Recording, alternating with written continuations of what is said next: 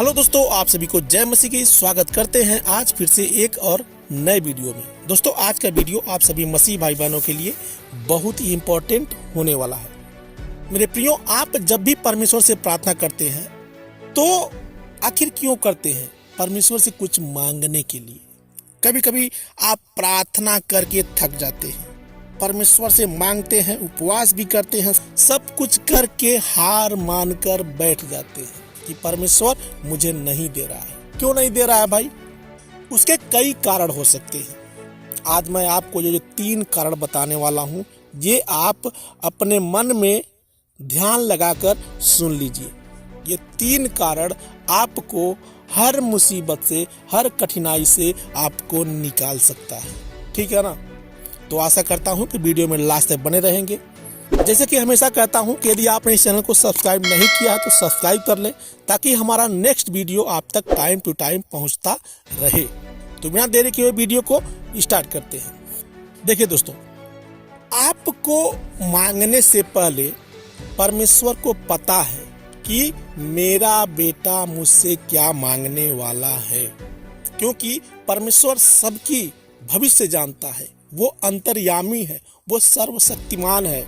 वो जानता है कि आपको क्या जरूरत है, आप उससे क्या मांगने वाले हैं। इसीलिए भजन संहिता अध्याय 139 के 2 में दाऊद कहते हैं, तू मेरा उठना और बैठना जानता है और मेरे विचारों को दूर ही से समझ लेता है।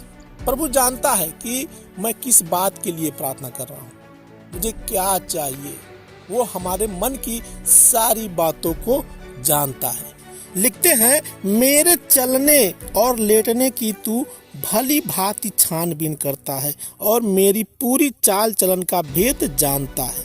क्या जानता है? कि परमेश्वर पूरी तरीके से हमारी छानबीन करता है, हमारी पता लगाता है कि हम कहाँ जाते हैं, कहाँ उठते हैं, कहाँ बैठते हैं।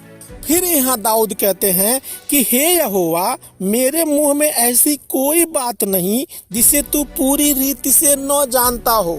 हे परमेश्वर, तुझे सब कुछ पता है।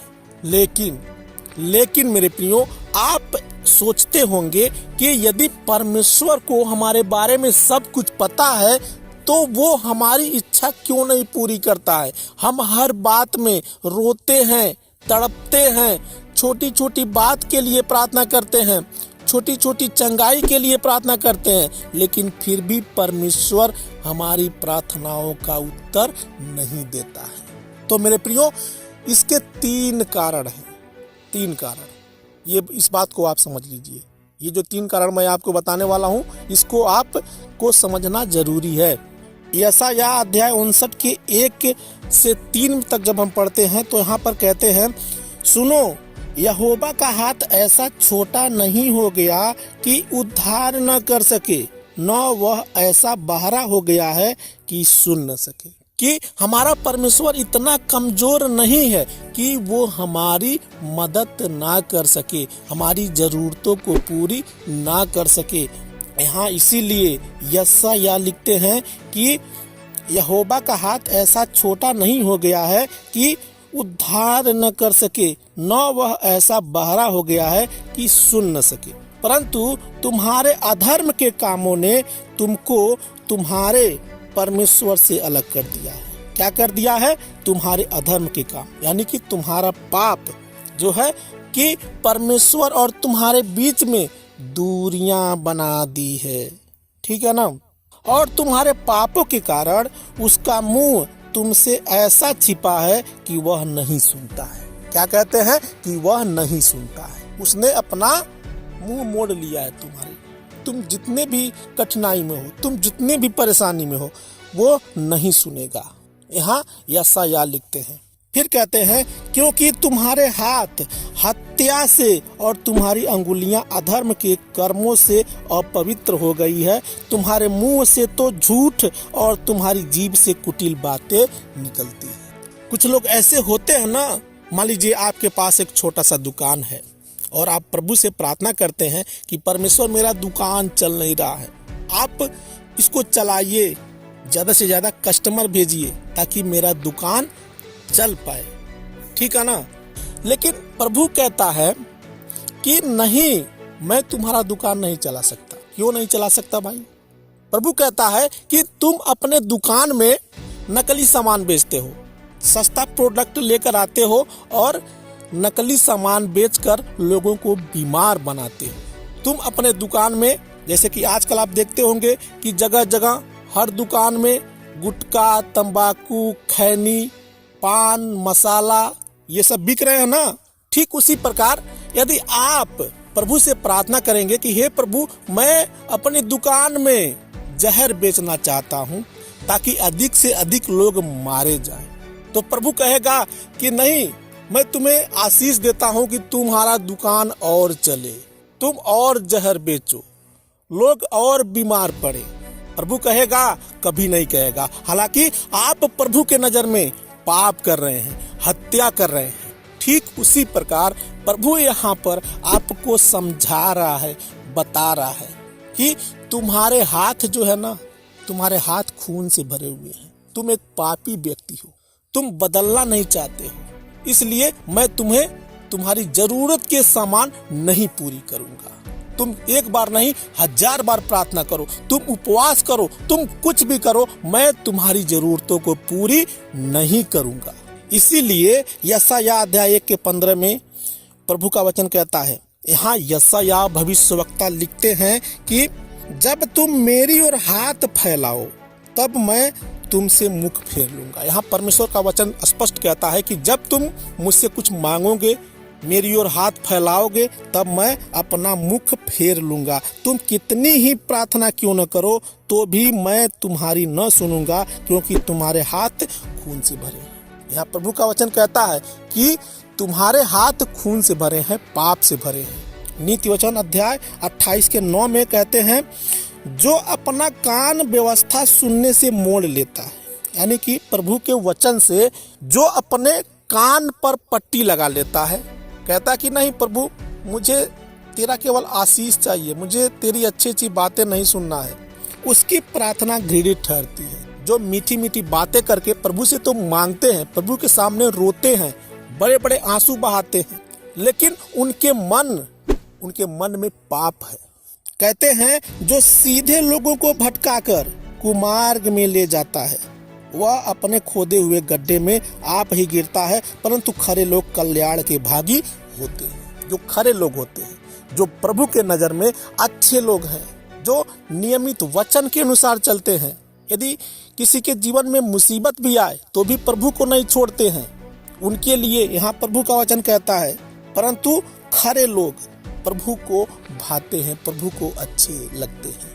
अब है नंबर 2 है मेरे प्रियो, ये भी आपके लिए एक बड़ा कारण हो सकता है कि प्रभु आपकी प्रार्थनाओं को नहीं सुनता है। देखिए, मान लीजिए कोई व्यक्ति है और प्रभु से कहता है कि प्रभु मुझे एक नई चमचमाती हुई कार चाहिए। क्या चाहिए?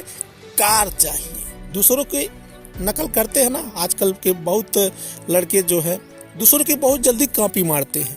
आप देखते हैं कि मेरा दोस्त एक नई चमचमाती हुई कार से अपने ऑफिस जाता है, अपने घर जाता है, जहां कहीं भी घूमता है।